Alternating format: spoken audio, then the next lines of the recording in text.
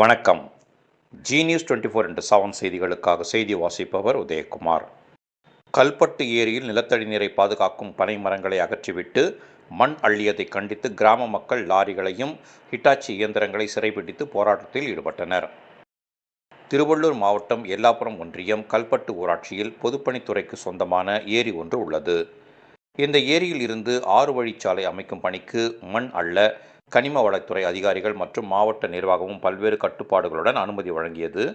இந்நிலையில் இந்த ஏரியில் இருந்த பனை மரங்களை அகற்றிவிட்டு பல அடி ஆழத்திற்கு மண் கொள்ளை நடைபெறுவதாக குற்றம் சாட்டி கிராம மக்கள் ஏரியில் இருந்த 10க்கும் மேற்பட்ட ஹிட்டாச்சி இயந்திரங்களின் முன்பு நின்று கொண்டு வாக்குவாதத்தில் ஈடுபட்டனர்.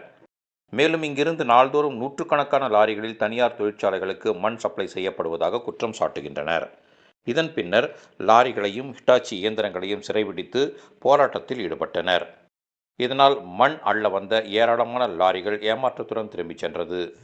இந்த ஏரியில் மண் அள்ளும் பிரச்சினை தொடர்கதையாக உள்ளது.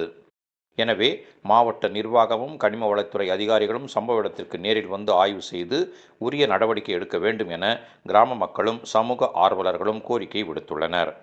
இந்த பிரச்சனையால் இப்பகுதியில் சுமார் 1 மணி நேரத்திற்கும் மேலாக பதட்டமும் பரபரப்பும் நிலவியது.